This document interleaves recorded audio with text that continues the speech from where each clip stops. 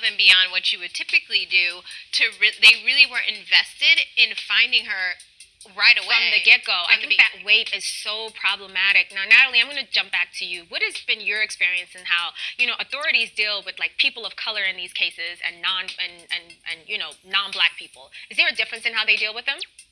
Absolutely, and we see cases like this all the time where family members contact law enforcement for assistance and their cases aren't taken seriously, or the individual is criminalized and stereotyped as being involved with some type of criminal activity. So, and non-black people. Is there a difference in how they deal with them? absolutely, and we see cases like this all the time where family members contact law enforcement for assistance and their cases aren't taken seriously, or the individual is criminalized and stereotyped as being involved with some type of criminal activity. So the law enforcement doesn't take the case seriously. And we do know that many times when our children are reported missing, they are categorized as being a runaway, so they do not receive any type of media coverage at all, or any type of awareness. We recently had a case where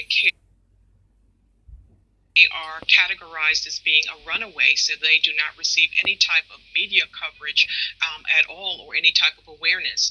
We recently had a case where Carrie Bletway was reported missing and law enforcement refused to take the police report.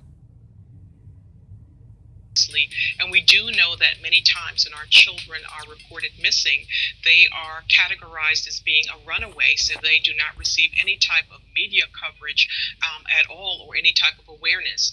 We recently had a case where Carrie Bletway was reported missing and law enforcement refused to take the police report, and sadly her body was found. She was deceased and her body was found naked.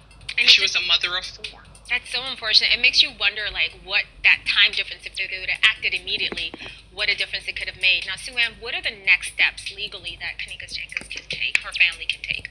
I think the next steps for sure are what I mentioned earlier, an independent medical exam, and then of course going back to the property with their lawyers and starting the litigation against the property for negligence. Because honestly, an open freezer that can lock should not be, invitees or hotel guests should not have access to that. That's called an attractive nuisance.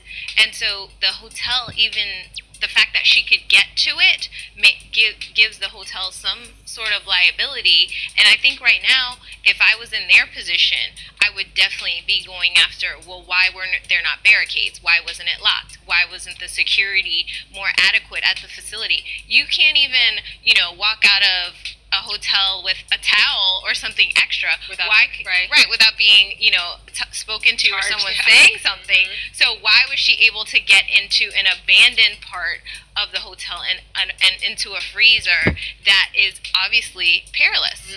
So this story has captured so many people's attention on social media, rightfully so. Do you think some of the theories that fly out there that people just hypothesizing about what happened, does that help or hamper the case? I think the good thing about the hypothesis is that we're having a dialogue about it. And I think that's so important to look at what happened to her in the context of the Black Lives Matter movement and of Black and Missing. Because we're in a new era where we have social media, we have Black Twitter, we have things to bring awareness to what's happening in our communities so that people are having more awareness, being more vigilant, and caring about what's happening. It's just not sliding under the radar. Right. I mean, the police are going to close the case and rule it an accident, but everyone is going to keep awareness on the issue so that hopefully her family can find some justice. Find some solace in all this. So, Natalie, in terms of, looking forward, if any family is ever in the unfortunate situation that